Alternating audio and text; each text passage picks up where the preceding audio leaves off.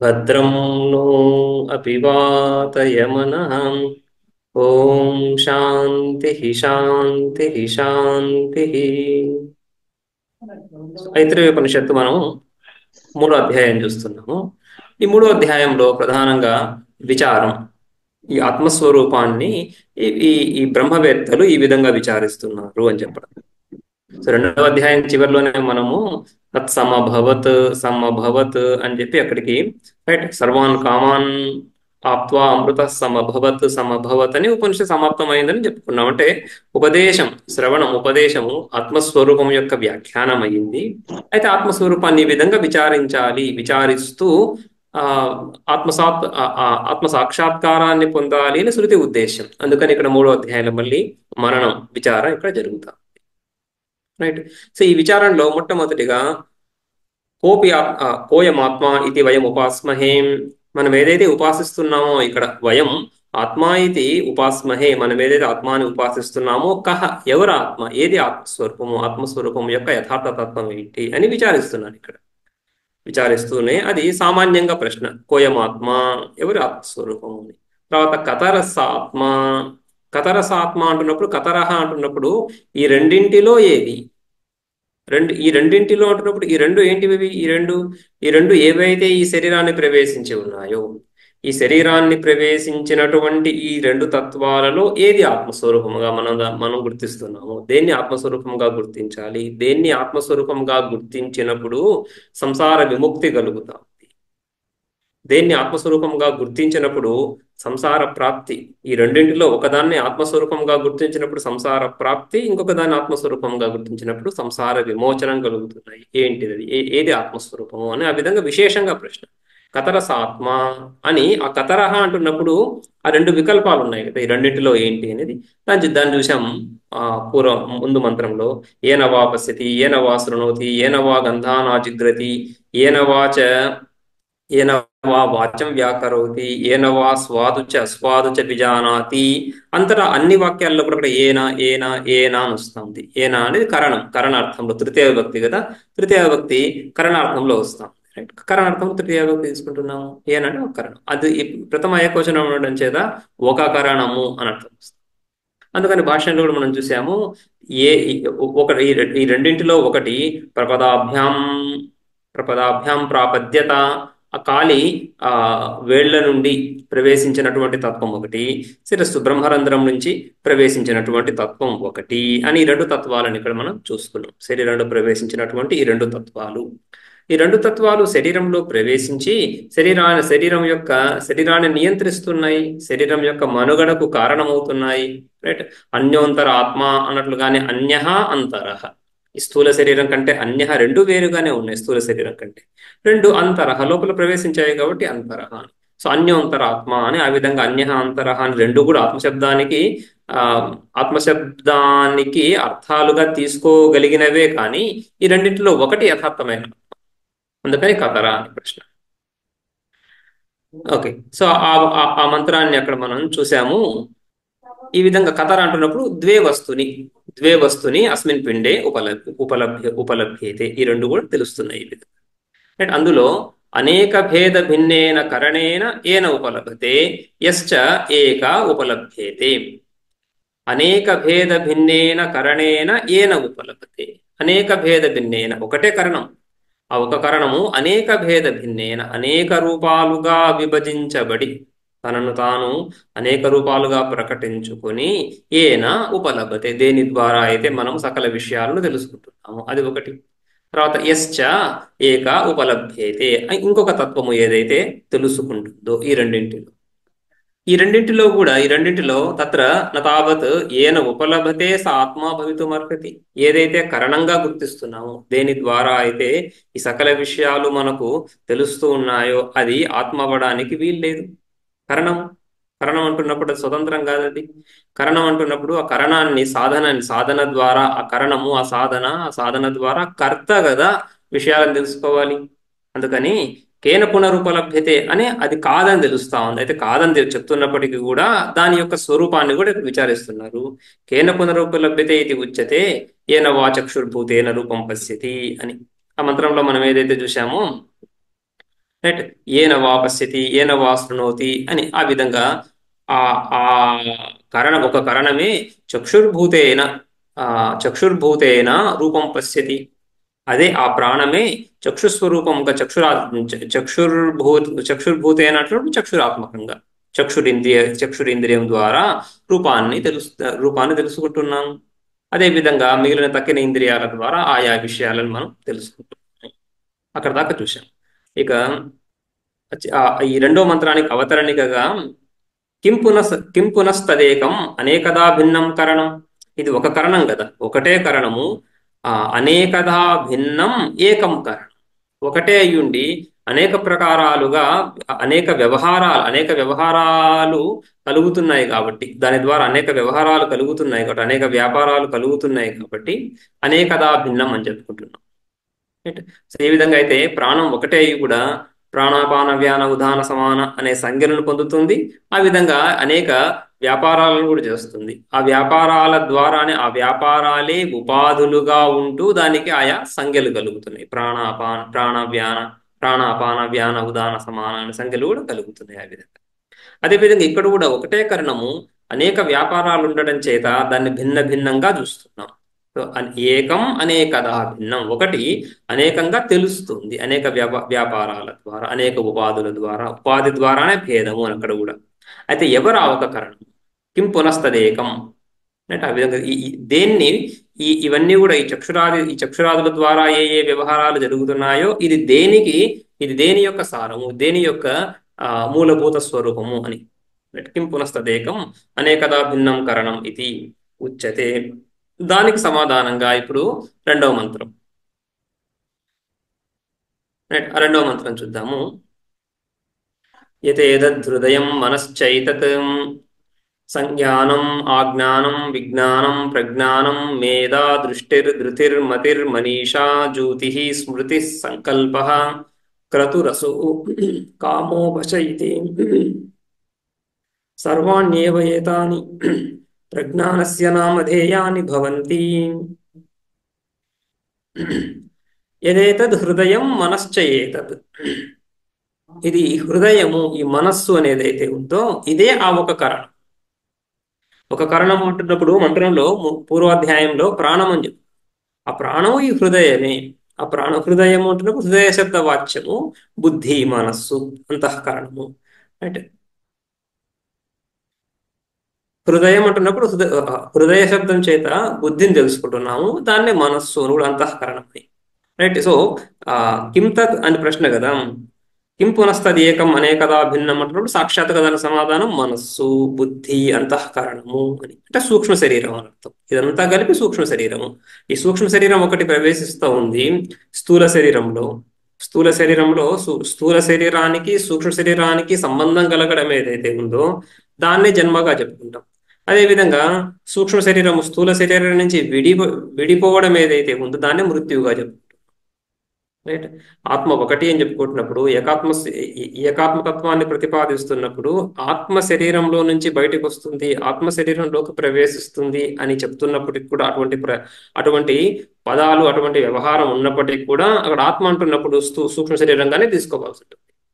ఎందుకంటే అద్వితీయ ఆత్మస్వరూపంలో, సర్వగత ఆత్మస్వరూపంలో గమనాలు ఎక్కడివి?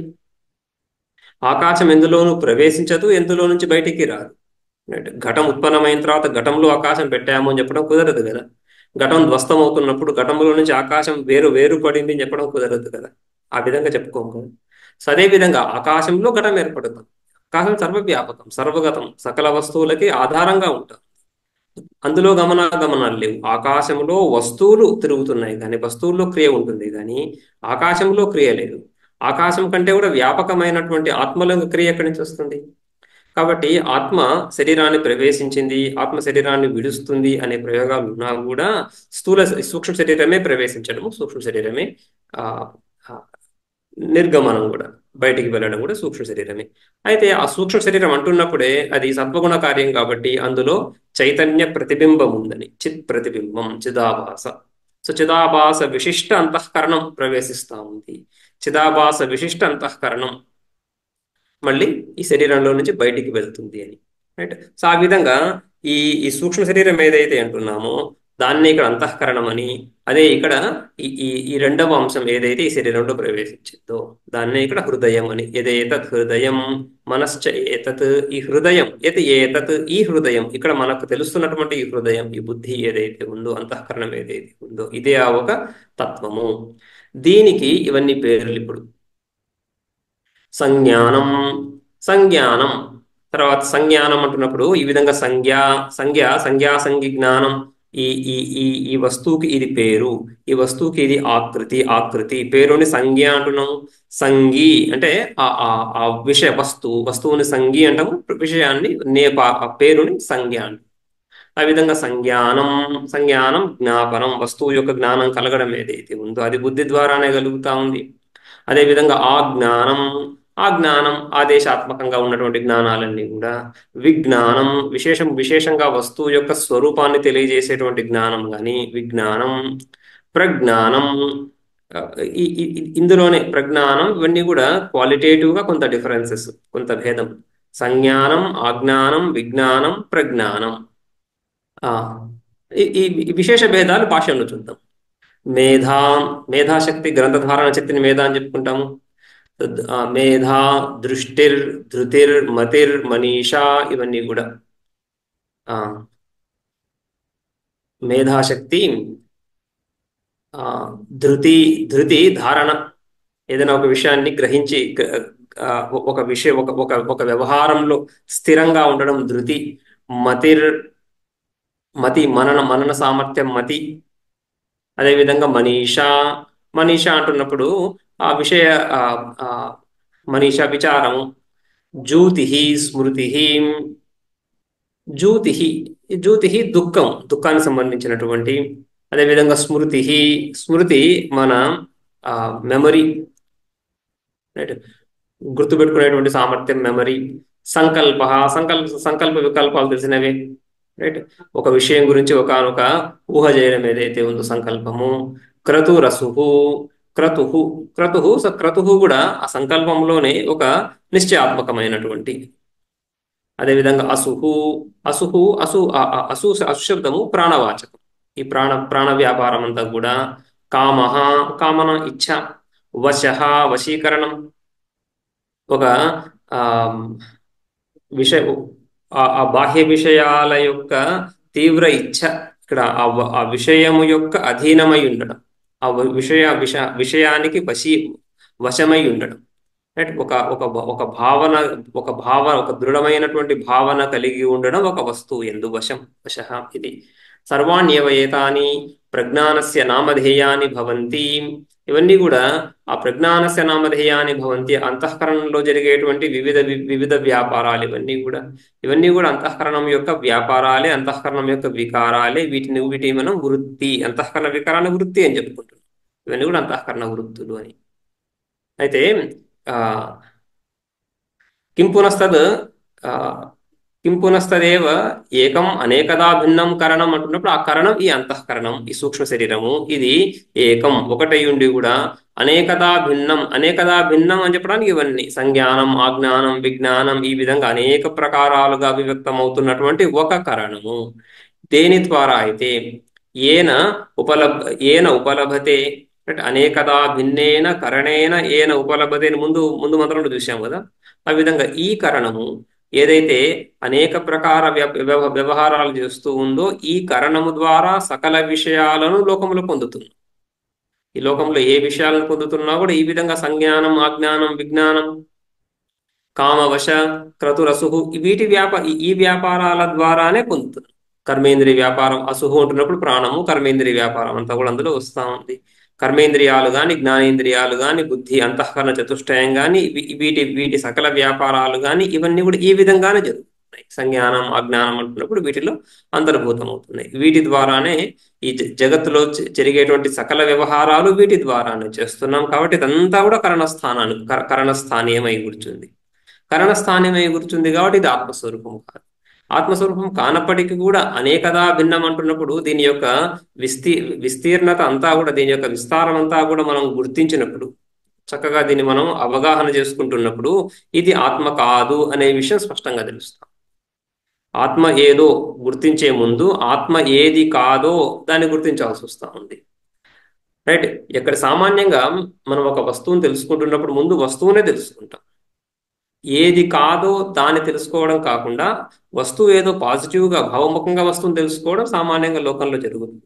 అయితే ఆత్మస్వరూపానికి వచ్చినప్పుడు, ఆత్మస్వరూప అన్వేషణ చేస్తున్నప్పుడు ఆత్మ ఏది అనే దానికంటే కూడా ఆత్మ కంటే భిన్నమైనటువంటి అనాత్మ ఏది అని తెలుసుకుని దాన్ని తిరస్కరిస్తూ అది కానిది ఆత్మ అని తెలుసుకోవడమే పద్ధతి అవుతుంది ఇక్కడ. ఎందుకంటే తెలుసుకునే ముందే, ఆత్మస్వరూపాన్ని మనం తెలుసుకునే ముందే ఆత్మస్వరూపము యొక్క ఆ అజ్ఞానము, ఆత్మస్వరూపం యొక్క అన్యథా జ్ఞానము, భ్రాంతి జ్ఞానం కలిగి ఉంది ఇక్కడ. ఆత్మస్వరూపం యొక్క భ్రాంతి జ్ఞానం, విపరీత జ్ఞానాన్ని పొంది ఉన్నాడు జీవుడు. రైట్. సో ఆత్మస్వరూపము కేవలం తెలియకపోవడం మాత్రమే కనుక ఉన్నట్లయితే ఆత్మస్వరూపం యొక్క వ్యాఖ్యానం మాత్రమే ఉండేది. కానీ ఆత్మస్వరూపం కాని దాన్ని ఆత్మస్వరూపంగా గుర్తిస్తున్నాడు కాబట్టి ముందు ఇది కాదు అని చెప్పాల్సి ఉంటుంది. అనాత్మను ఆత్మగా గుర్తించడం అనేటువంటి ఒక భ్రాంతి, ఆ భ్రాంతి కలిగింది కాబట్టి ఆ భ్రాంతిని విపరీత జ్ఞానం అంటున్నాం. అన్యథా జ్ఞానం విపరీత జ్ఞానం. ఆ విపరీత జ్ఞానం కలిగి ఉన్నాడు కాబట్టి ఆ విపరీత జ్ఞానానికి విషయం అనాత్మను ఇది కాదు అని చెప్తూ ఆత్మస్వరూపాన్ని పరిచయం చేయాల్సి ఉంటుంది. అందుకని ఇక్కడ ఈ రెండు అంశాలు ఏవైతే ప్రవేశించి ఉన్నాయో ఈ శరీరంలో, ఈ రెండు అంశాల్లో ఏది అనాత్మ ఏది ఆత్మ కాదు అనే విషయాన్ని స్పష్టంగా తెలిపి దానికంటే విలక్షణమైనటువంటిది ఇవన్నీ కూడా దేన్ని ఆశ్రయించి ఉన్నాయో, ఏ స్వరూపాన్ని ఆశ్రయించి ఉన్నాయో, ఏ స్వరూపంలో ఏ స్వరూపం లేకుండా వీటికి అవకాశమే లేదో ఆ స్వరూపాన్ని వీటి ద్వారా వీటిని తిరస్కరిస్తూ వీటికి అధిష్టానంగా, వీటిని తిరస్కరించడం అంటే కేవలం తిరస్కరించడం కాదు, వీటికి అధిష్టానభూతంగానే ఆత్మస్వరూపం ఉంది కాబట్టి వీటిని అతిక్రమిస్తూ వీటి సారభూతంగా ఉన్నటువంటి ఆ తత్వాన్ని పరిచయం చేయడం ఉద్దేశ్యం. భాష్యంలో యదుక్తం పురస్తాత్ ప్రజానాం రేతో హృదయం హృదయస్య మనః అని ఐతరేయ ఆరణ్యకంలో యదుక్తం పురస్తాత్ అంటాడు పూర్వభాగంలో. ఈ ఉపనిషత్తుకు పూర్వభాగం ఆరణ్యకం. సో ఆరణ్యకంలో ఏ విధంగా అయితే చెప్పారో ప్రజానాం రేతో హృదయం, రేత అంటే సారహ అని, రేత అంటే బీజం అని. రేతస్సు పురుషుడి బీజం అంటే ఈ ఈ ఈ జన్మ ఏదైతే కలుగుతా ఉందో మనం మూడు అవస్థలను చెప్పుకుంటున్నప్పుడు అక్కడ చూసాము. జీవుడు మొట్టమొదటిగా తండ్రి యందు రేతో రూపంగా గర్భరూపంగా ఉంటున్నాడు అని, బీజ రూపము. అందుకని ప్రజానాం రేత అంటే ప్రజానాం సారభూత. ఏంటిది? హృదయం.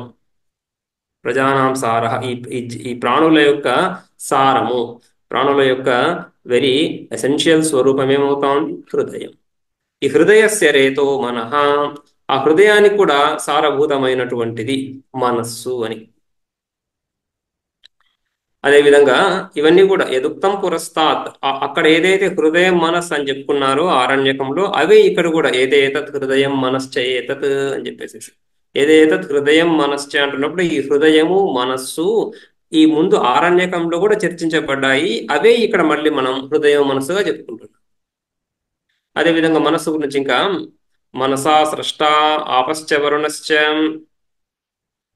మనసా సృష్ట ఆపశ్చ వరుణశ్చ, ఈ మనస్సు నుంచి ఆపహ జలములు, ఆ తర్వాత వరుణ ఈ జలముల యొక్క అధిష్టాన దేవత. రైట్. సో ఈ విధంగా ఈ సృష్టి అంతా కూడా ఈ మూలభూతమైనటువంటి ఈ సూక్ష్మము నుంచే ఉత్పన్నం. ఆపహ వరుణ అంటున్నప్పుడు ఆపహ జలాలు స్థూల సృష్టి. స్థూల సృష్టి ఎక్కడి నుంచి వస్తుంది? సూక్ష్మం నుంచే వస్తుంది.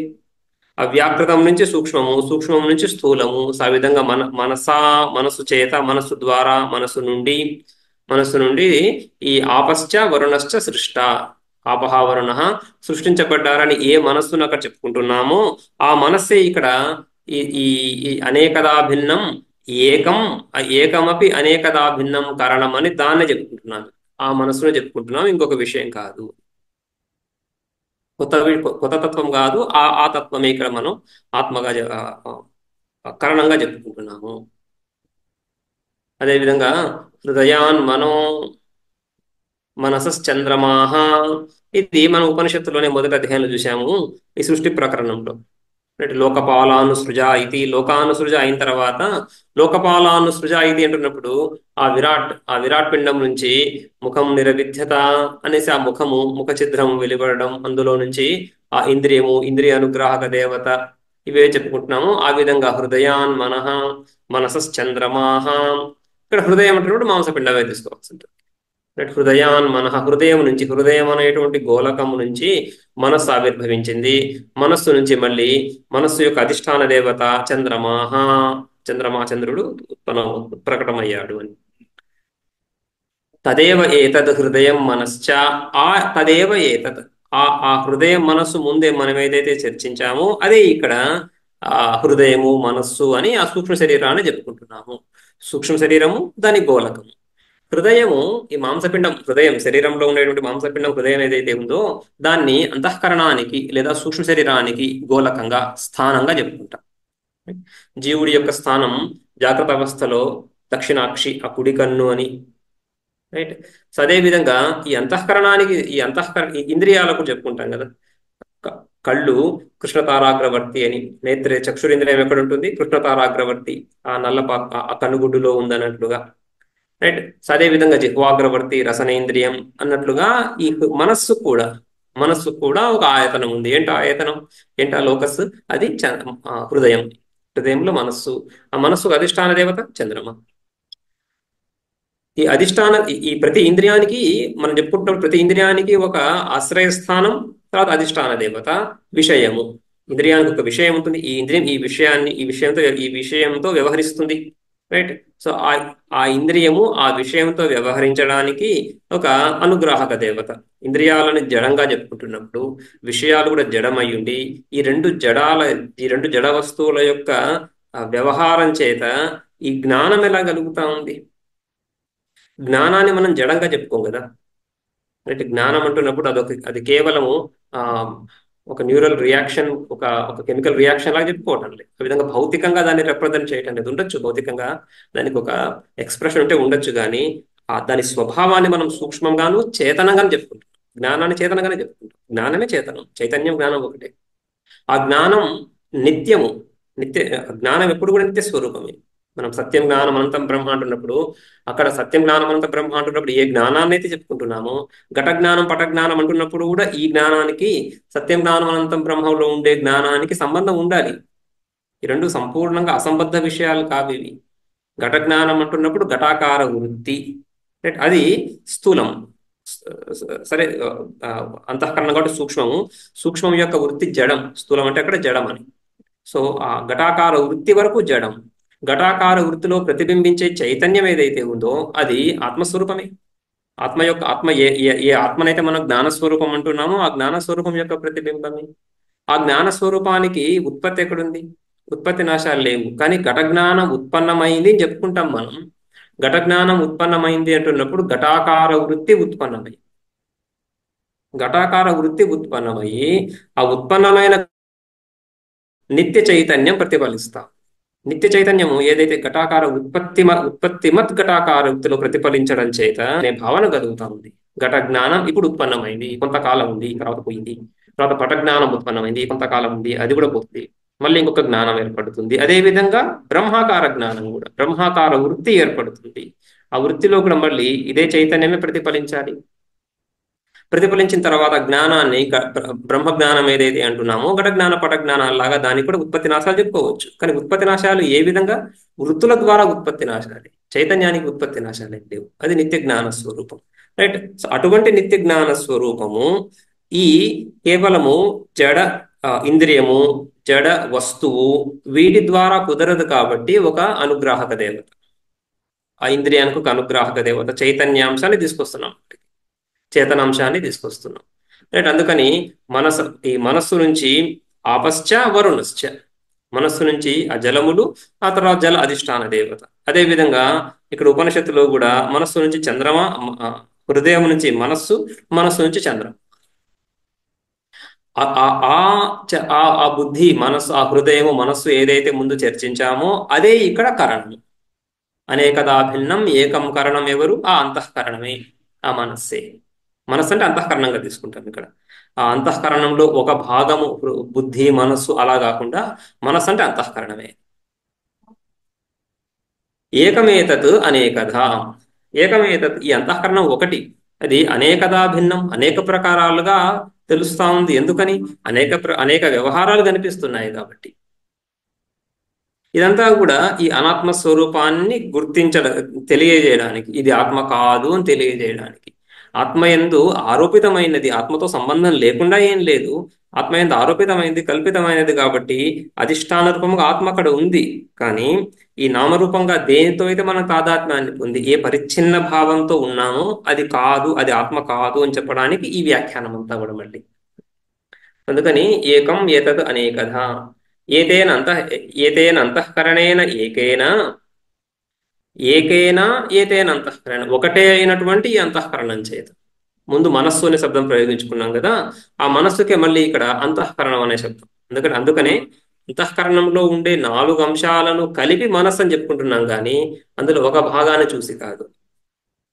ఏతే ఏతేన ఏతేన అంటే ఏకేన అంతఃకరణ, ఏకభూతేన అంతఃకరణేన, అది ఒకటి కదా. ఏకం అనేకధాని, ఒకటి అంతఃకరణ రూపంగా ఒకటి, అనేకం ఏ విధంగా, అనేకం ఏ విధంగా చక్షుర్భూతేన రూపం పశ్యతి, ఇది అనేకత. చక్షుర్భూతేన ఆ అంతఃకరణం సహాయం లేకుండా కేవలం చక్షురింద్రియము రూపాన్ని గ్రహించలేదు. అందుకని ఆ అంతఃకరణమే చక్షురూపంగా ఉంటూ, అంటే ఆ చక్షురింద్రియ సహకృత రూపాకార అంతఃకరణ వృత్తి అని. రైట్. సో రూపము కళ్ళ ద్వారా మనం రూపాన్ని చూస్తున్నప్పుడు రూపాన్ని ఎక్కడ చూస్తాం? బుద్ధిలోనే కదా. బుద్ధిలోనే రూపం తెలుస్తా ఉంది. ఆ బుద్ధిలో ఆ రూపాకార వృత్తి ఏర్పడాలి. ఆ రూపాకార వృత్తి ఏర్పడడానికి సహకారి కారణం, సహకరించేది ఎవరు? చక్షురింద్రియం. చక్షురింద్రియం లేకుండా రూపాకార వృత్తి ఏర్పడదు. అంతఃకరణం లేకుండా చక్షురింద్రియం, కేవలం చక్షురింద్రియం ద్వారా రూపం కనిపించదు. రూపాకార వృత్తి కావాలి. రూపాకార వృత్తి కావాలని అంతఃకరణం ఉండాలి. కేవలం అంతఃకరణం సరిపోదు, చక్షురింద్రియం కూడా. అని ఆ విధంగా చక్షుర్భూతేన అంతఃకరణేన రూపం పశ్యతి. అదేవిధంగా శ్రోత్రభూతేన ఏకేన అంతఃకరణేన శృణోతి. ఎవరు? ఆ జీవుడు.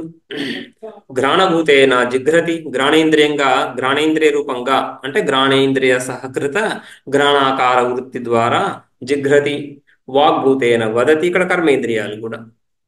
రైట్. వాగ్భూతేన వాగింద్రియ సహకారం చేత శబ్దాకార వృత్తి ఏర్పడాలి బుద్ధిలో. రైట్. ఈ ఈ వాక్కులని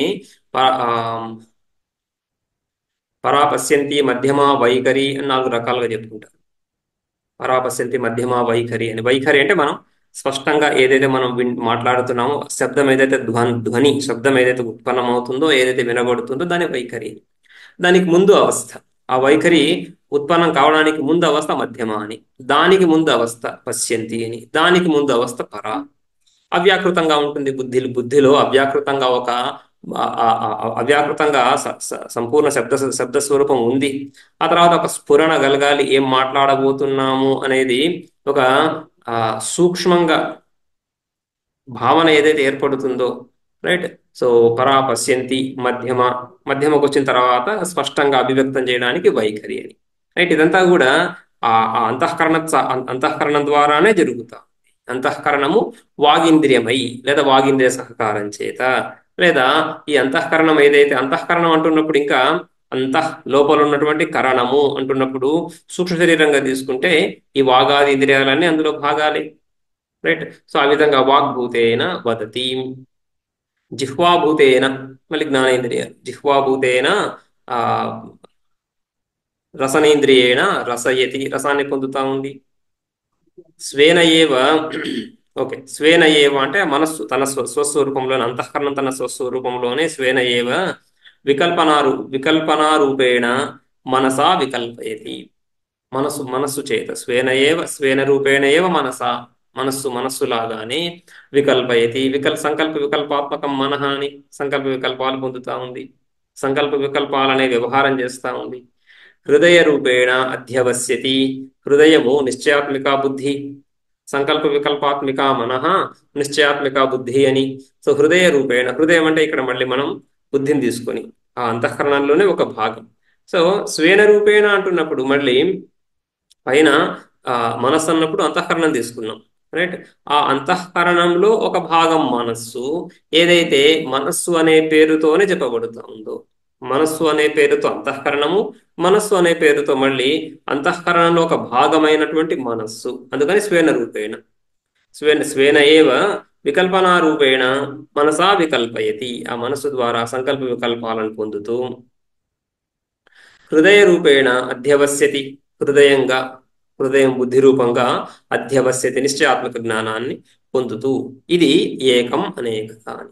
తస్మాత్ సర్వకరణ విషయ వ్యాపారకం ఏకం ఇదం కరణం సర్వోపలబ్ధ్యర్థం ఉపలబ్ధు. ఉపలబ్ధు ఉపలబ్ధి, ఉపలబ్ధికి షష్ఠి కదా, ఉపలబ్ధు ఆ ఉపలబ్ధిని పొందేటువంటి వాడు. ఉపలబ్ధి అంటే జ్ఞానాన్ని పొందడం కదా, ఆ పొందేటువంటి కర్తను ఉపలబ్ధు అని చెప్తున్నాం. ఆ కర్త ఉపలబ్ధు, కర్త జీవుడు. జీవుడికి ఉపలబ్ధుకు, జీవుడి యొక్క సర్వోపలబ్ధ్యర్థం ఇదం ఏకం కారణం. ఇదంతా కూడా ఈ అనేక వ్యాపారాలు అనేకదా భిన్నం, అనేక వ్యాపారాలు కాబట్టి అనేకదా భిన్నం అని చెప్పు. భిన్నం కాదు, అది ఒకటే, కానీ అనేక వ్యాపారాలు చేస్తా ఉంది కాబట్టి అనేకదా భిన్నం, కానీ ఏకం. ఆ ఏకం కరణం ఆ ఏకం కరణం ఎవరికి? ఉపలబ్ధు ఉపలబ్ధ యొక్క కరణం, ఆ జీవుడి యొక్క కరణం. ఇది దేని గురించి? సర్వోపలబ్ధ్యర్థం, సర్వోపలబ్ధి, సర్వస్య ఉపలబ్ధి, సర్వోపలబ్ధి, రైట్. సర్వేషాం విషయాణం ఉపలబ్ధి, సకల విషయాల యొక్క ఉపలబ్ధి. సకల విషయాలు ఏమున్నాయి? ఆయా కర్మలు ఏవైతే ఉన్నాయో కర్మ ఫలాలు పొందాలి, రైట్. సో భోగం, సుఖ దుఃఖ నితర సాక్షాత్కారం, వాటి వాటి నిమిత్త సాధనాలు, సాధనలు, వీటన్నింటినీ కూడా పొందుతున్నాము ఈ ఒక కారణం చేతనే, ఈ ఒక కారణం చేతనే. కాబట్టి ఈ శరీరము, స్థూల శరీరాన్ని భోగాయతనం అని, సూక్ష్మ శరీరాన్ని భోగ సాధనం అని చెప్పుకుంటాం, రైట్. భోగం కలగడానికే, భోగాన్ని పొందడానికే జీవుడు శరీరాన్ని పొందుతాడు. భోగాన్ని ఎలా పొందుతున్నాడు? కర్మల ద్వారా. కర్మలు చేశాడు కాబట్టి కర్మఫలాలను పొందాలి. కర్మ కర్మఫలాలను పొందడానికి ఆ ఆ పొందడానికి ఒక ఒక ఆయతనం, ఒక లోకస్, ఎక్కడైతే భోగాన్ని పొందుతాడో ఒక ఆయతనం కావాలి, అది ఉపాధి, స్థూల శరీరం. స్థూల శరీరం ఉన్నంత మాత్రం చేత భోగం కలగదు, కాబట్టి భోగ సాధనం కూడా కావాలి. భోగ సాధనం ఏంటి? ఈ ఈ కారణం. సో ఈ భోగ సాధనం ఎక్కడి నుంచి వస్తా ఉంది? శరీరంలో ప్రవేశిస్తా ఉంది. ప్రపదాభ్యాం ప్రాపద్యత, ఈ శరీరంలోని ఈ భోగ సాధనం కూడా, అంతఃకరణం కూడా, సూక్ష్మ శరీరం కూడా ప్రవేశిస్తా ఉంది. ఆ సూక్ష్మ శరీరం మాత్రం ఉంటే సరిపోతుందా? జడం కదా. సూక్ష్మ శరీరం జడము, స్థూల శరీరము జడము. ఈ రెండు కూడా జడ విషయాలుండి దేని గురించి సంఘాత పరార్థత్వాత్, అదొక న్యాయం. ఎక్కడెక్కడైతే సంఘాతం ఉంటుందో, ఒక అనేక విషయాల యొక్క కలయిక ద్వారా ఒక కంగ్లామరేట్, ఒక సంఘాత పదార్థం ఏదైతే ఏర్పడుతుందో, అది సంఘాతం కంటే భిన్నమైనటువంటి చేతనతత్వానికి ఉపయోగకారిగానే ఉంటుంది. లోకంలో సర్వత్రా మనకు కనిపిస్తుంది. ఒక కుర్చీ ఎవరైనా చేశారంటే, ఒక మంచం ఎవరైనా చేశారంటే, ఒక ఇల్లు ఎవరైనా కట్టారంటే, ఇవన్నీ కూడా ఎవరి గురించి? ఏదో ఒక చేతనతత్వం ఉండాలి, దాన్ని ఉపయోగించుకునేటువంటి, వినియోగించుకునేటువంటి తత్వం ఉండాలంతే కానీ కేవలము భవనాని కోసం భవనం ఎవరు నిర్మాణం చేయరు, ఎవరో ఉండడానికి నిర్మాణం చేస్తారు. అందుకని సంఘాత పరార్థత్వాత్, ఈ విధంగా స్థూల శరీరము, సూక్ష్మ శరీరము, ఇవన్నీ కూడా సంఘాతాలు. ఈ సంఘాతాలన్నీ దేని గురించి ఏర్పడ్డాయి? ఒక చేతనతత్వం గురించి. ఆ చేతనతత్వం కూడా ప్రవేశించాలి కదా శరీరంలో, అందుకని అది కూడా ప్రవేశించింది. ఆ చేతనతత్వం భోక్త ఉన్నాడు ఇక్కడ, ఆ తర్వాత భోగ సాధనం ఉంది. సో ఈ రెండింటిలో భోగ సాధనము, భోక్తలో భోక్తాత్మ కావాలి, భోగ సాధనం కాదు. భోగ సాధనంతో మనం తాదాత్మ్యాన్ని పొందుతున్నాం. నేనే చూస్తున్నాను అని, నేను కళ్ళతో చూస్తున్నాను అని అర్థం. నేనే చూస్తున్నాను అని చెప్పుకుంటాం. నేనే చూస్తున్నాను అంటే నేను కళ్ళ ద్వారా, కళ్ళు అనేటువంటి కరణం ద్వారా. కాబట్టి కళ్ళు నేను కాదు. చెవుల ద్వారా వింటున్నాను, చెవి నేను కాదు. నేను వింటున్నాను, భోక్తను నేను. చెవి అనేది సాధనం అవుతా ఉంది, కాబట్టి నేనే వింటున్నాను అన్నప్పుడు మధ్యలో ఒక సాధనం వస్తాను. సాధనతో తాదాత్మ్యం కాకుండా దాని కరణస్థానాలు దాన్ని స్పష్టం చేయడానికి ఈ విధంగా ఇదంతా కూడా ఏకమిదం కరణం సర్వోపలబ్ధ్యర్థం ఉపలబ్ధు. ఉపలబ్ధ భోక్త వాడు సకల విషయాలను ఈ కరణం ద్వారానే పొందుతున్నాడు. తథాచ కౌశీతకీనాం, కౌశీతకి ఉపనిషత్తులో అక్కడ కూడా ఈ విధంగా చెప్పబడుతుంది. ఏమని? ప్రజ్ఞయా వాచం సమారుహ్య వాచా సర్వాణి నామాని ఆప్నోతి ప్రజ్ఞయా చక్షుః సమారుహ్య చక్షుషా సర్వాణి రూపాణి ఆప్నోతి ఇత్యాది. ఈ విధంగా ఇక్కడ ఐతరేయ ఆరణ్యకంలో చూసాం మనం. ఐతరేయ ఆరణ్యకంలో ఈ విధంగా చక్షుర్భూతేన వాగ్భూతేన అని చెప్తూ వివిధ వ్యాపారాలు భోక్త ఈ ఒక కరణం ద్వారా పొందుతున్నాడు అనే విషయం చూసాం.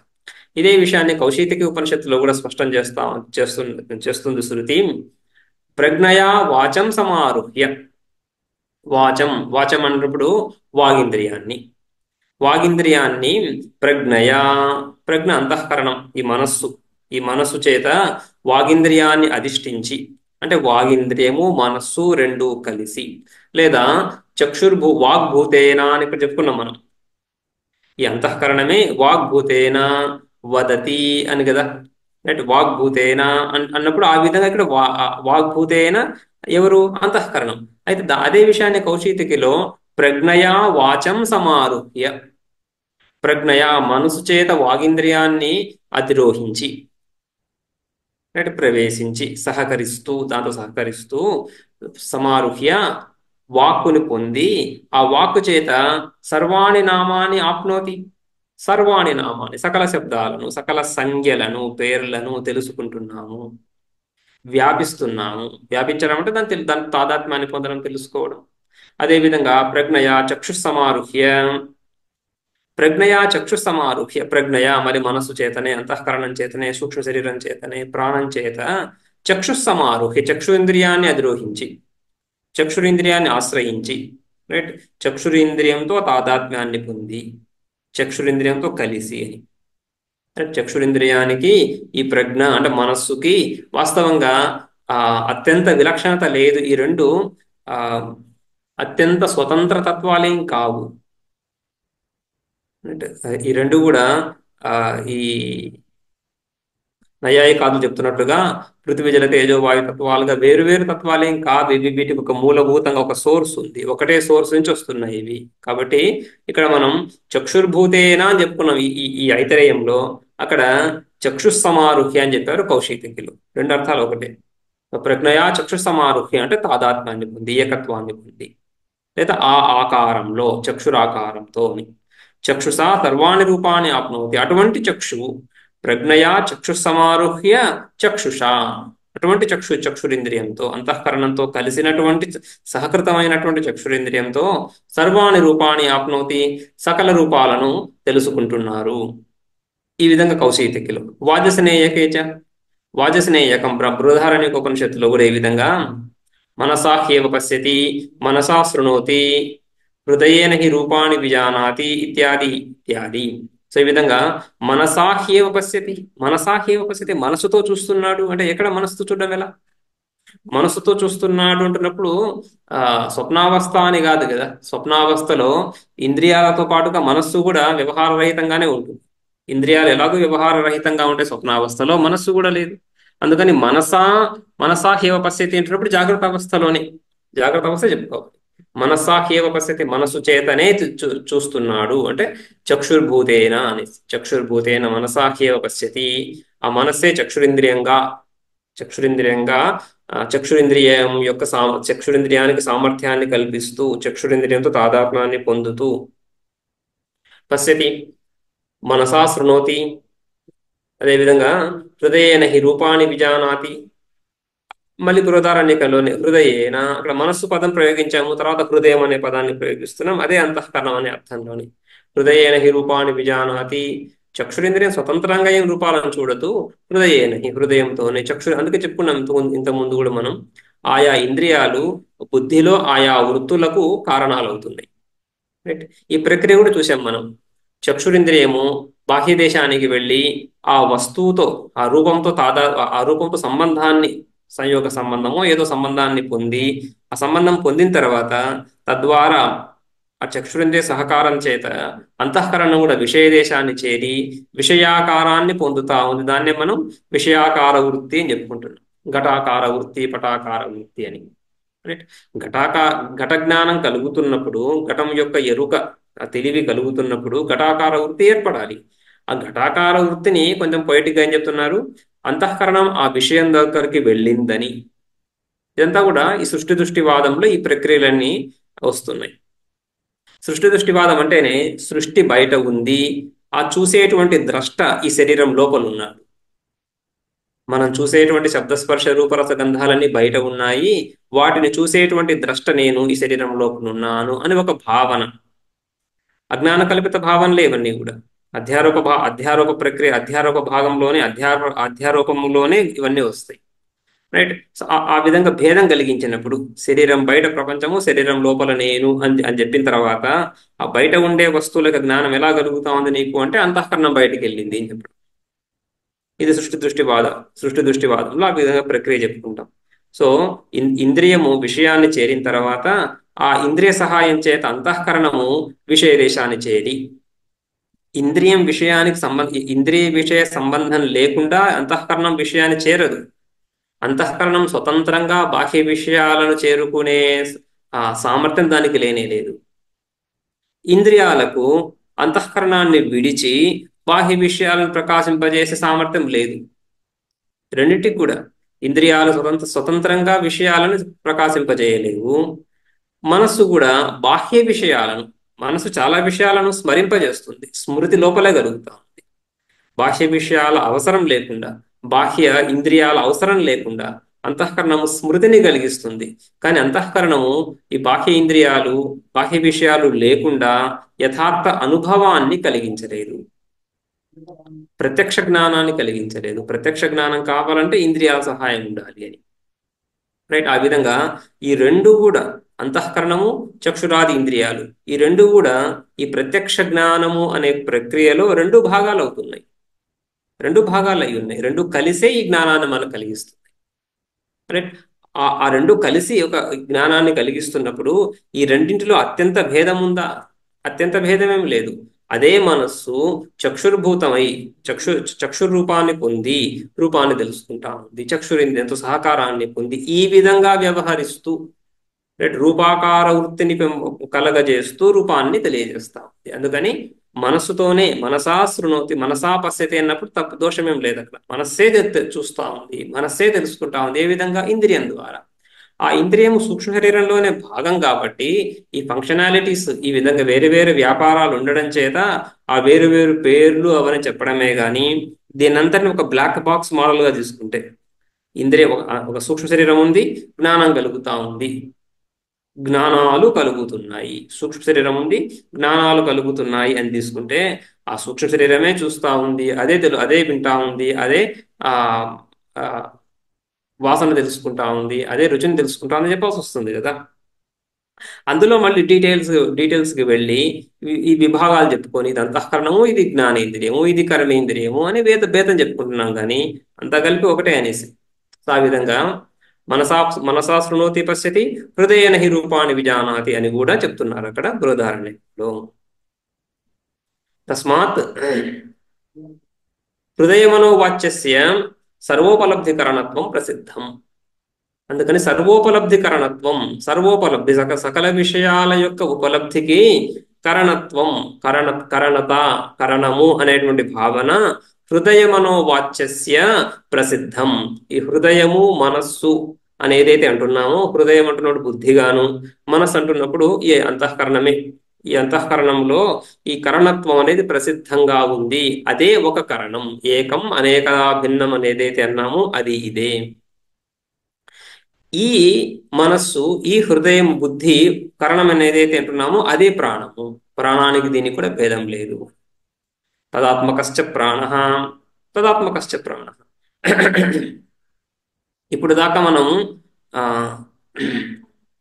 ఏదేతత్ హృదయం మనశ్చ ఏతత్ అనేది చెప్పుకున్నామో, ఆ ఏదేతత్ హృదయం మనశ్చ ఏతత్, ఆ మనస్సు హృదయము అదేదైతే ఉందో అది ప్రాణమే. ఈ ప్రాణము ప్రవేశించింది అని శృతి చెప్తా ఉంది. శృతి ఏమని చెప్పింది మనకు? ప్రాణము ప్రపదాభ్యాం ప్రాపద్యత. రైట్. పాదాగ్ర భాగం నుంచి ప్రాణం ప్రవేశించింది. ఏంటా ప్రాణం? ఈ అంతఃకరణమే. అంతఃకరణము, హృదయము, ప్రాణము ఇవన్నీ కూడా పర్యాయ వాచకాలు అయిపోతున్నాయి ఈ సందర్భంలో. తదాత్మకశ్చ ప్రాణ. యో వై ప్రాణः స ప్రజ్ఞా, యా వై ప్రజ్ఞా స ప్రాణః ఇది బ్రాహ్మణం. మళ్ళీ కౌశితకి ఉపనిషత్తులో ఈ విధంగా, బ్రాహ్మణ ఉపనిషత్తు బ్రాహ్మణ భాగంలో వచ్చినటువంటి ఉపనిషత్తు, అందులో మళ్ళీ ఈ విధంగా స్పష్టంగా ఈ ప్రాణమే ప్రజ్ఞ అని చెప్తున్నారు. యో వై యో వై ప్రాణస్ స ప్రజ్ఞ. ప్రజ్ఞ అంటే అంతఃకరణం అని చెప్పుకున్నాను ఇంతకుముందు. సో ఈ ప్రాణమే అంతఃకరణము, అంతఃకరణమే ప్రాణము అని. ఈ రెండు కూడా పర్యాయవాచకాలు. ఇవన్నీ కూడా సూక్ష్మ శరీరంలో భాగాలు కదా. జ్ఞానేంద్రియ పంచకము, కర్మేంద్రియ పంచకము, ప్రాణ పంచకము, అంతఃకరణ చతుష్టయం. రైట్, ఇవే కదా సూక్ష్మ శరీరాలు. సూక్ష్మ శరీరంలో ఉండేటి అంశాలు ఇవే ఇవే. జ్ఞానేంద్రియ పంచకం, కర్మేంద్రియ పంచకం, 5 5 10 అవుతున్నాయి. రైట్. సో ఇక భూత పంచకం చెప్పుకోవచ్చు, తన్మాత్రలు అని చెప్పచ్చు, తన్మాత్రలు. ఇక ఇవి కూడా పంచ ప్రాణాలు. తర్వాత అంతఃకరణంలో 4 భాగాలు. ఇవన్నీ కలిపి ఒక సూక్ష్మ శరీరం. ఇదంతా కలిపి సూక్ష్మం. స్థూలము, స్థూలానికి ఆధారంగా సూక్ష్మము, సూక్ష్మానికి ఆధారంగా అవ్యాకృతము, అవ్యాకృతానికి ఆధారంగా శుద్ధ చైతన్యం. అది క్రమం. శుద్ధ చైతన్యం, నిర్గుణం, ఆ నిర్గుణం నిరాకారం, నిర్గుణము నిరాకారము. అవ్యాకృతం వచ్చినప్పుడు అక్కడ కూడా ఆకారం అంటూ ఏం లేదు, కానీ గుణం గుణం గుణం తీసుకురావాల్సి వస్తుంది. ఎందుకంటే అది సృష్టికర్త, లయకర్త ఏమని చెప్పాల్సి ఉంటుంది. స్థూల సూక్ష్మాలకు సంబంధించి ఉంది. ఇక సూక్ష్మము స్థూలం వచ్చిన తర్వాత ఆకారం కూడా వచ్చేస్తాం. సగుణము సాకారం వస్తుంది. ఆ సగుణం సాకారం వచ్చిన తర్వాత మళ్ళీ సూక్ష్మంలో స్థూలంలో కించిత్ భేదం. సూక్ష్మంలో స్థూలంలో రెండు కూడా నామరూపాత్మకంగానే ఉన్నాయి. స్థూలాన్ని సూక్ష్మాన్ని రెండింటిని మనం నామరూపాత్మకంగానే తీసుకుంటాం. అవ్యాకృతం అన్నప్పుడు నామరూపరహితంగా చెప్పుకుంటాం, కానీ సూక్ష్మము స్థూలము రెండు కూడా నామరూపాత్మకంగా చెప్పుకుంటాం. సో ఈ 3 స్టేజెస్, అంటే 4 స్టేజెస్: స్థూలము, సూక్ష్మము, అవ్యాకృతము, శుద్ధము, శుద్ధ చైతన్యము. అందులో ఈ సూక్ష్మ అవస్థలు ఏవైతే ఉన్నాయో ఇవన్నీ ఒకటి. హృదయం అన్నా, మనస్సు అన్నా, ప్రాణం అన్నా అంతా సూక్ష్మమే. అందుకని తదాత్మకశ్చ ప్రాణ అని అందులో కూడా మళ్ళీ ఈ ఈ మనస్సు, అంతఃకరణం ఇదే ప్రాణము అని చెప్పడానికి. ఇదంతా అనాత్మ కదా. అనాత్మ ప్రపంచాన్ని అంతా కూడా, అనాత్మ ప్రపంచం అనాత్మ, ఆ అనాత్మ రూప ప్రపంచాన్ని అంతటిని కూడా పరిచయం చేస్తున్నారు ఈ విధంగా ఇక్కడ. మనస్సు అని, బుద్ధి అని, ప్రాణమని, వివిధ వ్యాపారాలని, ఇవన్నీ కూడా వీటికి విలక్షణంగా ఆత్మను గుర్తించాలి. అందుకని విచారం జరుగుతుంది. అన్వయ వ్యతిరేకం చెప్పుకుంటాం కదా. అన్వయ వ్యతిరేకం చెప్పుకుంటున్నప్పుడు ఈ వ్యతిరేకం, ఇది కానిది ఆత్మ, ఏది కాదో అది కూడా చెప్తున్నారు. యో వై ప్రాణ స ప్రజ్ఞ, యా వై ప్రజ్ఞా స ప్రాణ ఇది బ్రాహ్మణం. కరణ సంహతి రూపశ్చ ప్రాణ ఇది అవోచామ ప్రాణ సంవాదాదౌ. అయితే కరణ సంహతి రూపశ్చ ప్రాణ ఇది ప్రాణ సంవాదాదౌ. చాందోగ్యోపనిషత్తులో ఈ ప్రాణ సంవాదం, ప్రాణం యొక్క సంవాదము. ఈ ప్రాణం అంటే ఇంద్రియాలు. ఇంద్రియాలన్నీ కూడా వాదులాడుకుంటున్నాయి, ఎవరు గొప్ప. ఈ ఇంద్రియాలన్నింటిలో కూడా నేను గొప్ప, నా వల్లనే ఈ శరీరం అంతా నడుస్తా ఉంది. ఈ స్థూల శరీరము సూక్ష్మం ద్వారా నడుస్తుంది, సూక్ష్మం స్థూల శరీరానికి ఆధారంగా ఉంది. ఈ సూక్ష్మ శరీరంలో అనేక అంశాలు ఉన్నాయి. చక్షురింద్రియము, ఘ్రాణేంద్రియము, శ్రోత్రేంద్రియము, రైట్. అదేవిధంగా కర్మేంద్రియాలు, ఇవన్నీ కూడా వివిధ విభాగాలు ఉన్నాయి. అందులో ఈ ప్రతి ఒక్కటి అందులో నా వలననే ఇదంతా నడుస్తుంది అని లోకంలో సామాన్యంగా ప్రతి ఒక్కరు కూడా మన వలననే సకల వ్యవహారము నడుస్తుందనే ఒక భావనలో ఉంటాం మనం సహజంగా కదా. మనం ఒక ప్రాధాన్యతను ఆపాదించుకుంటూ ఉంటాం.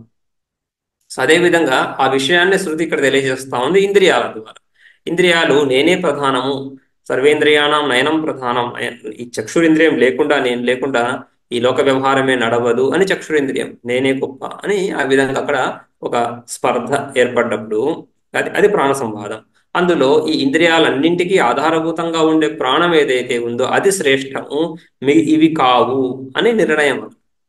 చక్షురింద్రియం లేకుండా కూడా పాపం చాలా మంది కళ్ళు లేకుండా లోకంలో జీవిస్తున్నారు. సో ఆ విధంగా ఈ జీవనము ఆ ఆగిపోదు ఆ చక్షురింద్రియం లేనంత మాత్రాన, రసనేంద్రియం లేనంత మాత్రాన జీవనం ఆగిపోదు. కానీ ప్రాణం లేకపోతే జీవనం కుదరదు, ఆగిపోతుంది. రైట్. సో ఈ శరీరాన్ని నడిపేది ప్రాణం కానీ ఇంద్రియాలు కాదు అని అక్కడ ప్రాణ సంవాదంలో చర్చ.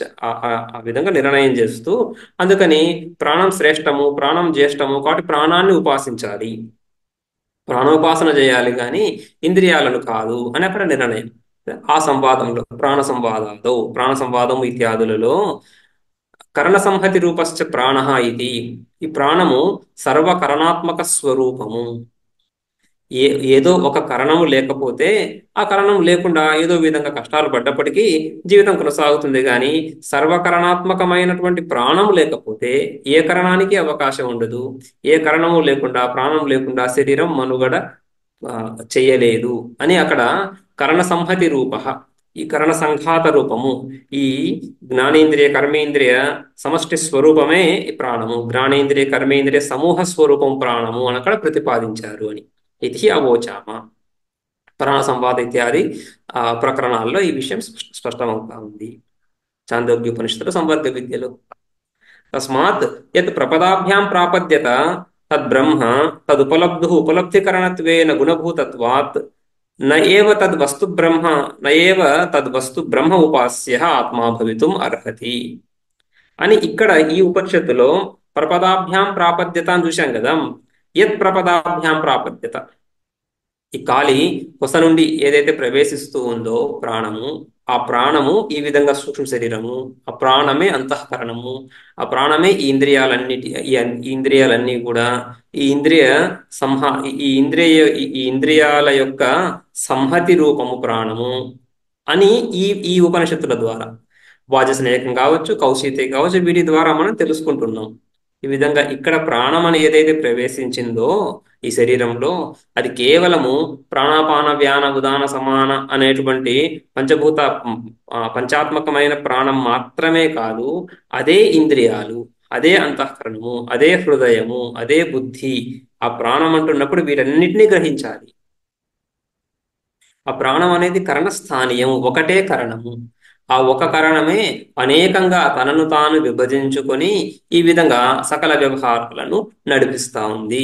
సో ప్రపదాభ్యాం ప్రాపద్యతాను సుక్తి చెప్తున్నప్పుడు ఈ సకల వ్యవహారాలకు ఆలంబనగా ఉన్నటువంటి ఆ సూక్ష్మ శరీరాన్ని, రైట్, ఆ సంహత రూపాన్ని, ప్రాణాన్ని, ఆ ప్రాణాన్ని చెప్తా ఉంది. కానీ కేవలము వీటన్నిటికీ విలక్షణంగా ఉండే ప్రాణాన్ని, వీటన్నిటికంటే విలక్షణంగా ఉండే ప్రాణాన్ని కాదు అని చెప్పడానికి ఈ ప్రయత్నం అంతా కూడా. రైట్. తస్మాత్ యత్ ప్రపదాభ్యాం ప్రాపద్యత, కాళ్ళ నుండి ప్రవేశించినటువంటి ఆ తత్వము తద్బ్రహ్మ, బ్రహ్మనే కదా, ఇద్దరు ప్రవేశించారు కాబట్టి ఆత్మస్వరూపం అని చెప్పుకుంటున్నాం. మన బ్రహ్మ అంటే ఆత్మ అని. సో ఏదైతే ప్రవేశించిందో అది తద్ ఉపలబ్ధికరణత్వేన గుణభూతత్వాత్.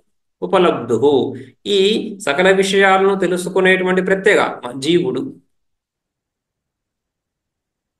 రైట్. అటు జీవుడు, ఆ జీవుడికి ఈ బ్రహ్మ ఏదైతే ప్రవేశించిందో, రైట్, ఈ ప్రవేశించినటువంటి ఈ తత్వము జడతత్వం, అది వ్యాపించింది కాబట్టి బ్రహ్మ అంటున్నప్పుడు బ్రహ్మి వృద్ధౌ ధాతు నుంచి ఏర్పడుతున్న పదం.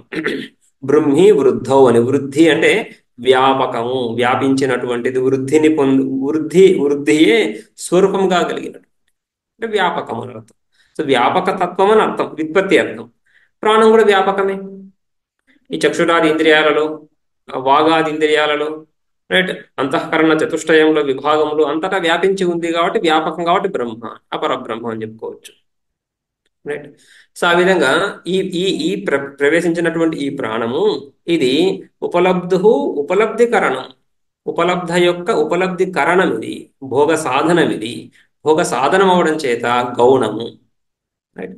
కర్త, కర్మ, కరణ, క్రియ ఇవన్నీ ఉంటున్నప్పుడు వీటిలో కర్త ప్రధానం కదా, స్వతంత్ర కర్త అని చెప్పుకుంటాం. తక్కినవి ఏమవుతాయి? గుణభూతం, గౌణం అవుతున్నాయి. సో గుణభూతత్వాత్ నయేవ తత్ వస్తు బ్రహ్మ ఉపాస్య, నయేవ తద్ వస్తు, ఆ వస్తు ఏదైతే ప్రవేశించిందని చెప్పుకుంటున్నామో అది ఉపాస్య బ్రహ్మ ఆత్మ భవితుం న అర్హతి. ఉపాస్య ఆత్మ తద్వస్తు బ్రహ్మ, లేదా తద్వస్తు బ్రహ్మ, ఆ బ్రహ్మ ప్రవేశించినటువంటి ఆ బ్రహ్మ ఉపాస్య ఆత్మ, ఉపాసకుడి యొక్క ఆత్మ, ఉపాసకుడి యొక్క ఆత్మస్వరూపం అవ్వడం కుదరదు. సాధనం అది కరణస్థానీయం కాబట్టి దాన్ని కరణంగానే గుర్తించాలి, అనాత్మగానే గుర్తించాలి. దాని ద్వారా వ్యవహారం జరుగుతా ఉంది, సకల వ్యవహారాలు జరుగుతున్నాయి దాని ద్వారానే. కానీ అది కరణభూతంగా గౌణంగా ఉంది. అది ఉన్నంత మాత్రం చేతనే వ్యవహారం జరగదు. వ్యవహారానికి సంప్రదాన కారణం, రైట్? ఎవరి గురించి అయితే ఈ సుఖ దుఃఖాలు తెలుసుకుంటున్నామో ఆ భోక్త ఒకడు ఉండాలి. ఆ భోక్త ప్రధానం. అందుకని ఇది ఆత్మ కాదు. ఇక మిగిలింది ఏముంది? రెండే చర్చిస్తున్నటువంటివి. ప్రపదాభ్యాం ప్రాపద్యత అని కాళికొస నుంచి ప్రవేశించినటువంటి తత్వం ఒకటి, అపరబ్రహ్మ.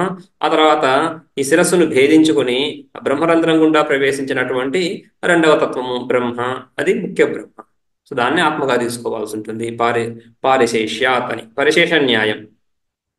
ఈ పరిశేష న్యాయం చేత అంటే ఉన్న విషయాలను పరీక్షించదగిన విషయాలన్నింటినీ పరీక్షిస్తున్నప్పుడు అన్నీ పరీక్షించి నిరాకరించగా మిగిలినది ఏదైతే ఉందో అది సమాధానం అయిపోతుంది. దాన్ని మళ్ళీ ప్రత్యేకంగా వేరుగా పరీక్షించేదేం లేదు. 4 అంశాలను పరీక్షిస్తున్నాం సమాధానం గురించి. 3 అంశాలు కావు అని తెలిసినాయి. తెలిసిన తర్వాత 4వది మిగిలింది ఏదైతే ఉందో అదే సమాధానం అవుతుంది అని అది పారిశేష న్యాయం. ఆ విధంగా పారిశేష్యాత్ మిగిలినది ఏదైతే ఉందో అది యస్య ఉపలబ్ధ్యర్థాః ఏతస్య హృదయమనోరూపస్య కరణస్య వృత్తయో వక్ష్యమాణాః స ఉపలబ్ధ ఉపాస్యః ఆత్మా నో భవితుమర్హతి ఇతి నిశ్చయం కృతవంతః. యస్య ఉపలబ్ధుః ఈ ఉపలబ్ధ జ్ఞాత ఆ జీవుడు ఎవరైతే ఉన్నాడో ఉపలబ్ధ్యర్థాః ఏతస్య హృదయమనోరూపస్య వాడికి ఉపలబ్ధి ఆ జ్ఞానాన్ని కలగడానికి ఆ హృదయమనోరూపస్య కరణస్య వృత్తయో వక్ష్యమాణాః. ఈ హృదయమనోరూపస్య ఈ హృదయము మనస్సు అంటే అంతఃకరణము, రైట్? ఈ అంతఃకరణం యొక్క వివిధ వికారాలు ప్రజ్ఞానం, ఆజ్ఞానం, సంజ్ఞానం, విజ్ఞానం అని చెప్పుకుంటున్నాం కదా. మంత్రంలో వచ్చాయి అవన్నీ కూడా. ఆ వృత్తయ వక్షమాన అని చెప్పబోయేటువంటి మంత్రంలో వచ్చింది, భాషంలో వస్తాయి. ఇక చెప్పబోయేటువంటి ఆ వివిధ వికారాలు ఏవైతే అంతఃకరణానికి ఏవైతే ఉన్నాయో అవి వక్షమానాః స ఉపలబ్ధ ఉపాస్య ఆత్మ నో భవితుమర్హతి నః అస్మాకం. మన యొక్క ఆత్మ వీటన్నిటినీ ఈ చెప్పబోయేటువంటి వృత్తులు ఏవైతే ఉన్నాయో వీటన్నిటినీ తెలుసుకునేటువంటి చైతన్యం ఏదైతే ఉందో స ఉపలబ్ధాం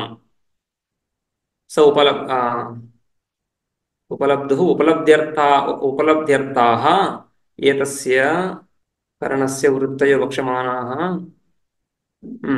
యస్య ఉపలబ్ధు ఏ జీవుడు యొక్క లేదా యస్య ఉపలబ్ధు అంటే ఏ సాక్షి చైతన్యం యొక్క తెలివికి తెలుసుకోవడానికి ఏ జీవుడు అని చెప్పుకుంది. ఏ జీవుడు యొక్క ఉపలబ్ధి పొందడం విషయాలను తెలుసుకోవడానికి ఈ హృదయ మనోరూపాలైనటువంటి ఇవన్నీ కూడా కరణాలని చెప్పుకుంటున్నామో ఆ ద్రష్టను ఆత్మగా మనం గుర్తించాలి. 2 కదా మనం చెప్పుకున్నాము. ఒకటి ఈ శరీరం మూర్ధాభాగం నుంచి ప్రవేశించినటువంటి చైతన్యము, ఆ చైతన్యము ఈ విషయాలన్నింటినీ ప్రకాశింపజేస్తా ఉంది. ఈ శబ్ద స్పర్శ రూపరసగంధాలని ప్రకాశింపజేస్తా ఉంది. ఆ చైతన్యమే ఉపలబ్ధ.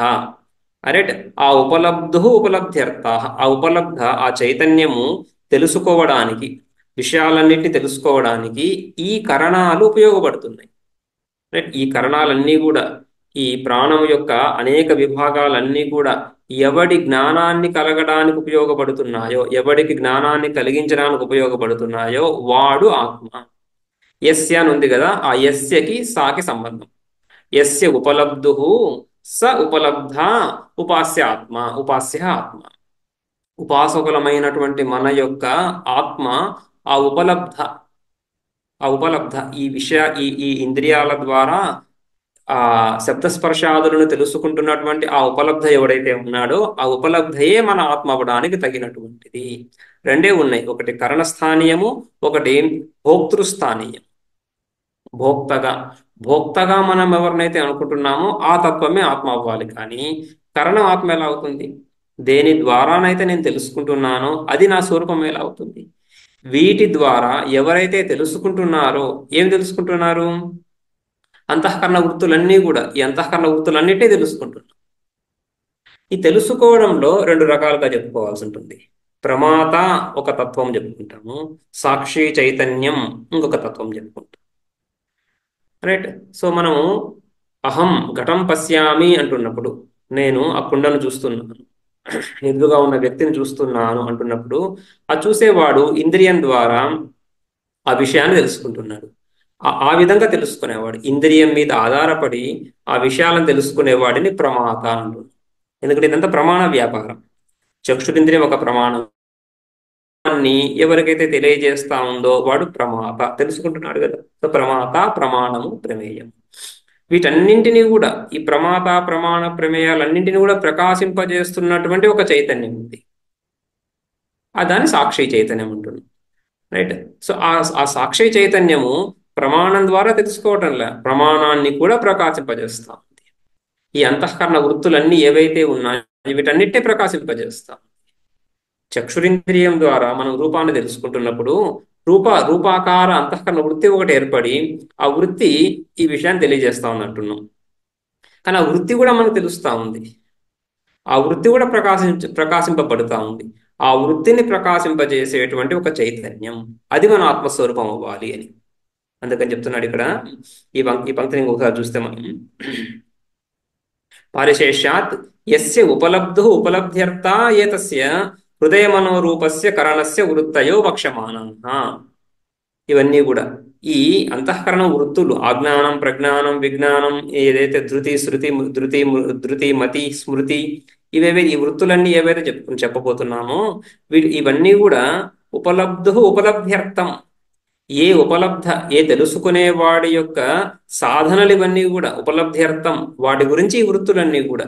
ఈ వృత్తులన్నీ ఎవడి గురించి అయితే ఉన్నాయో, ఎవడైతే వీటిని తెలియజేస్తున్నాడో సహ స ఉపలబ్ధ, ఎస్య ఉపలబ్ధు, అదే మళ్ళీ స ఉపలబ్ధ, ఆ ఉపలబ్ధం ఉపాస్యులమైనటువంటి మన యొక్క ఆత్మ భవితు. ఉపాస్య, అది ఉపాస్యము. ఉపాసకుల మన ఉపాస్యం ఒకటి ఉంది. ఏంట ఉపాస్యాత్మ? ఆ ఉపాస్యాత్మ ఆ ఉపలబ్ధనే. ఉపలబ్ధ ఉపాస్యాత్మ, అదే ఉపాస్యాత్మ అవ్వాలి. నో భవితుం అర్హతి అంటే నహ అంటే అస్మాకం, మనందరికీ, మనం ఎవరైతే విచారిస్తున్నామో మన యొక్క ఆత్మ ఆ చైతన్య స్వరూపమే అవుతుంది, కానీ ఈ ప్రాణం కాదు. ఈ ప్రాణం యొక్క వికారాలన్నీ ఇవేవైతే ఉన్నాయో ఇవేవీ కావు. ఈ వికారాలన్నీ ఎవడి గురించి అయితే ఉన్నాయో, ఎవడి ద్వారా ప్రకాశింపజేయబడుతున్నాయో ఆ తత్వమే ఆత్మ అని ఇది నిశ్చయం కృతవంతః. ఈ విధంగా వాళ్ళు నిశ్చయించారు. ఆత్మా భవితుం అర్హతి ఇది నిశ్చయం కృతవంతః. ఇది మంత్రంలో మొదటి పంక్తిని చూసాం ఇప్పుడు దాకా. అదే మంత్రంలో రెండో పంక్తి కూడా ఉంది. దానికి తదంతఃకరణోపాధిస్తస్య ఉపలబ్ధుః ప్రజ్ఞానరూపస్య బ్రహ్మణః ఉపలబ్ధ్యర్థాః యా అంతఃకరణవృత్తయః బాహ్యాంతరవర్తి విషయాః తా ఇమా ఉచ్యంతే. తద్ అంతఃకరణోపాధిస్తస్య, అంతఃకరణం అనేది ఉపాధి, అనేటువంటి ఉపాధిలో ఉన్నటువంటి అంతఃకరణ ఉపాధిస్థ అంటున్నప్పుడు ఉపాధి యందు స్థితమైనటువంటి, రైట్. సో ఉపాధిస్థ పరమాత్మ సాక్షి చైతన్యం. అంతఃకరణం అనేటువంటి ఉపాధిలో ఉన్నటువంటి ఆ పరమాత్మ, ఆయనే ఉపలబ్ధు, ఆయనే తెలుసుకునే తత్వము. ఉపలబ్ధు ప్రజ్ఞాన రూపస్య బ్రహ్మణ, ఇవన్నీ కూడా సమానాధికరణంలోనే ఒకే విభక్తిలో వస్తున్నాయి, అన్ని షష్ఠీ విభక్తిలో. తత్ ఎవరు? అంతఃకరణ ఉపాధిస్తస్య, అంతఃకరణ ఉపాధి కలిగినటువంటి ఉపలబ్ధ, ఈ విషయాలను తెలుసుకునేటువంటి వాడు. ప్రజ్ఞాన రూపస్య, ప్రజ్ఞానమే స్వరూపమైనటువంటి వాడు, జ్ఞానస్వరూపము. సత్యం జ్ఞానమంతం బ్రహ్మ, జ్ఞానమే స్వరూపముగా కలిగినటువంటి వాడు. ప్రజ్ఞాన రూపస్య బ్రహ్మణ, ఆ పరబ్రహ్మ స్వరూపము, రైట్. బ్రహ్మణ, ఆ బ్రహ్మ యొక్క ఉపలబ్ధ్యర్థాః యా అంతఃకరణ వృత్తయః, ఈ అంతఃకరణ వృత్తులన్నీ కూడా ఏవైతే ఉన్నాయో, మంత్రంలో వస్తున్నాయి అజ్ఞానం ప్రజ్ఞానం అని, ఈ అంతఃకరణ వృత్తులన్నీ కూడా ఆ పరమాత్మ యొక్క ఉపలబ్ధ్యర్థాః, ఉపలబ్ధి కొరకు. ఆ పరమాత్మయే జీవుడిగా ప్రవేశించాడు ఇక్కడ. జీవుడిగా ప్రవేశించిన తర్వాత ఈ శబ్ద స్పర్శాలను తెలుసుకుంటున్నాడు, ఈ విషయాలన్నీ తెలుసుకుంటున్నాడు, సుఖ దుఃఖాలను పొందుతున్నాడు. వేటి ద్వారా? ఈ అంతఃకరణ వృత్తుల ద్వారా. ఏంట అంతఃకరణ వృత్తులు? అవన్నీ ఇవి. యా అంతఃకరణ వృత్తయః బాహ్యాంతరవర్తి విషయాః బాహ్యాంతరవర్తి విషయ విషయా. విషయ విషయా అంటున్నప్పుడు విషయాలే విషయాలుగా కలిగినటువంటివి. బాహ్యంలో ఉన్నటువంటి ఘటపటాది విషయాలు విషయాలుగా కలిగినటువంటి వృత్తులు. అంటే బాహ్యంలో ఉన్నటువంటి ఘటపటాదులను ప్రకాశింపజేసే వృత్తులు. వృత్తికి విషయం ఉంటుంది, ఘటాకార వృత్తిన విషయం ఉంటుంది. ఏంటి ఆ విషయం అంటే బాహ్యంలో ఉన్నటువంటి విషయాలు. బాహ్యంలో ఉన్నటువంటి బయట ఉన్నటువంటి ఘటపటాదులే విషయాలుగా ఉంటున్నాయి ఈ అంతఃకరణ వృత్తులకి. అంతేకాకుండా అంతర్విషయాలు కూడా, అంతర్వర్తి విషయాలు. సుఖ దుఃఖాలు తెలుస్తున్నాయి మనకు.